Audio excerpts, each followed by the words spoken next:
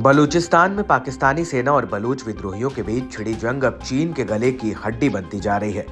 चीन सीपेक यानी चीन पाकिस्तान इकोनॉमिक कॉरिडोर के जरिए अरब सागर तक अपनी पहुंच बढ़ाना चाहता है। इसके लिए उसने 62 अरब डॉलर का भारी निवेश भी किया हुआ है, लेकिन अब इस पर बड़ा खतरा मंडरा रहा है और बलूचिस्तान की मौजूदा हालत देख चीन के हाथ पांव फूल गए हैं। बलूच विद्रोही लगातार पाकिस्तानी सुरक्षा बलों को अपना निशाना बना रहे हैं और साथ ही उन्होंने चीन के प्रोजेक्ट पर भी हमला करने से नहीं चूक रहे हैं। बलूचिस्तान के लोगों को इस बात का डर है कि चीन उसे अपना उपनिवेश बना सकता है। ऐसे में बलूचिस्तान के लोग जितना नफरत पाकिस्तान से करते हैं, अब उतना ही बड़ा दुश्मन वो चीन को भी मानते हैं।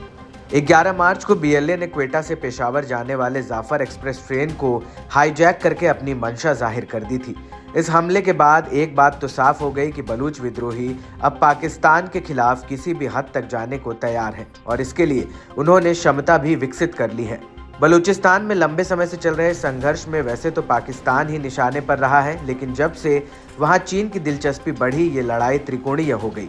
चीन की नज़र बलूचिस्तान की प्राकृतिक संपदाओं पर है। बलूचिस्तान में तांबे, सोने, कोयले और प्राकृतिक गैस के विशाल भंडार हैं, लेकिन स्थानीय लोगों की स्थिति दिन ब दिन बद से बदतर होती गई है।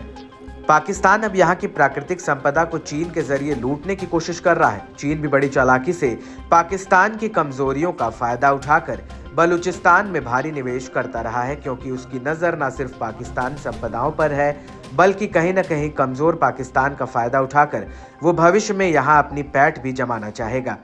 चीन अपना दोस्त और पड़ोसी रूस की तरह रणनीति पर काम कर रहा है। जिस तरह से रूस की नज़र यूक्रेन के प्राकृतिक संसाधनों पर थी, उसी तरह बलूचिस्तान के संसाधनों पर कब्जा करने के लिए चीन अपने प्लान पर काम कर रहा है।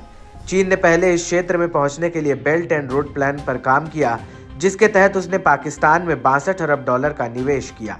लेकिन बलूचों को चीन का सारा गेम प्लान समझ आ गया है और वो चीन को लगातार धमकी देकर कह रहे हैं कि वो इस क्षेत्र से चला जाए। जैसे यूक्रेन और उसके पास का इलाका यूरोप का सबसे अस्थिर एरिया बन गया है, ठीक उसी तरह बलूचिस्तान एशिया का सबसे विवादित और संघर्ष वाला क्षेत्र बन गया है।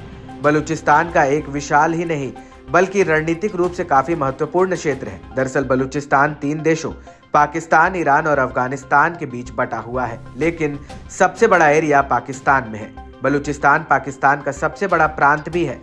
जातीय बलूच आबादी इन तीनों देशों में फैली हुई है और प्राकृतिक भंडार होने के बावजूद सबसे उपेक्षित और गरीब बलूचिस्तान के लोग हैं। बलूचिस्तान में चीनी कंपनियों का दबदबा है। चीन यहाँ पर खनन कामों में लगा और खूब कमाई कर रहा है, लेकिन इससे स्थानीय बलूच लोगों को कोई फायदा नहीं हो रहा है। यहाँ 95% मुनाफा चीनी कंपनियों और पाकिस्तान की संघीय सरकार के बीच बंट रहा है और बलूचिस्तान की प्रांतीय सरकार को राजस्व का केवल 5% हिस्सा मिलता है।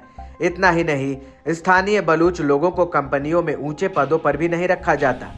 इससे भी बलूच लोगों के बीच काफी गुस्सा है। पहले बलूच विद्रोही अलग अलग गुट बनकर संघर्ष कर रहे थे, लेकिन 2018 से वो सारे एक हो गए, जिससे उनकी ताकत बढ़ गई और वो अब पाकिस्तान और चीन दोनों के नाक में दम कर रखे हैं। ग्वादर पोर्ट पर चीनी नियंत्रण से सीपेक में एक महत्वपूर्ण रणनीतिक हिस्सा बन गया है। पाकिस्तान के अरब सागर के तट से इंटरनेशनल बाजार को जोड़ने वाले सीपेक का बुनियादी ढांचा बेहद अहम है।